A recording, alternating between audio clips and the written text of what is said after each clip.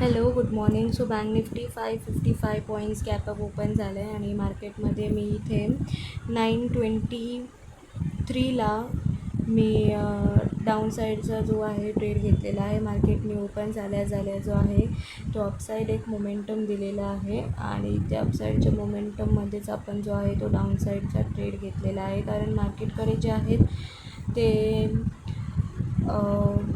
वरच्या साईडला जे आहेत ते एल नाही आहेत आणि मार्केट त्यामध्ये सुद्धा गॅप अप ओपन झाला आहे. सो मार्केट जो आहे तो आता एल क्रिएट करून जो आहे त्यांना हंट करू शकतो आणि एक छोटासा आपल्याला डाऊन साईडची रिट्रेसमेंट भेटू शकते.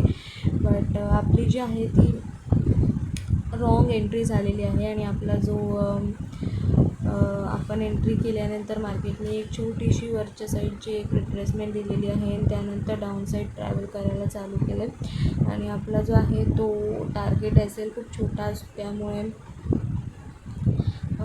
जो आहे तो या ट्रेडमध्ये आपल्याला थोडासा प्रॉब्लेम दिसू शकतो. बट मार्केटमध्ये मी डाऊन साईडचा ट्रेड का घेतला आहे, कारण मार्केट जो आहे त्याच्याकडे अपसाईडला आपल्याकडे स्टॉप लॉस नाही आहेत आणि त्यामध्ये सुद्धा मार्केट गॅप अप ओपन झाला आहे आणि त्याच्यानंतर 800+ पॉईंटपर्यंत जी आहे ती अपसाईड मोमेंटम दिली आहे. सो मार्केट आत्ता जे बाय करतील त्यांना टार्गेट करण्यासाठी मार्केट एक छोटीशी रिट्रेसमेंट आपल्याला डाऊन साईड देऊ शकतो.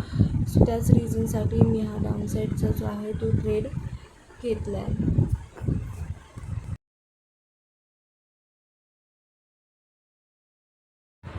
सो मार्केट जे आहे ते आपली रॉंग एंट्री झाल्यामुळे मार्केट जे आहे ते रिट्रेसमेंट केली. पण आपल्याचा प्रॉफिट जो आहे तो आपण थोड्या लॉसमध्येच आहोत. प्रॉफिट जो आहे तो आलेला नाही आहे अजून. सो आपल्याला आता मार्केटने परत एक वरच्या साईडची रिट्रेसमेंट जर केली तर आपण ट्रेड काढून टाकू. आपला प्रॉफिटमध्ये ते ट्रेड आलेला नाही आहे अजून. मार्केटने एक छोटीशी अपसाईडची रिट्रेसमेंट दिली तर आपण आपला ट्रेड जो आहे तो लॉसमध्ये एक्झिट घेणार आहोत.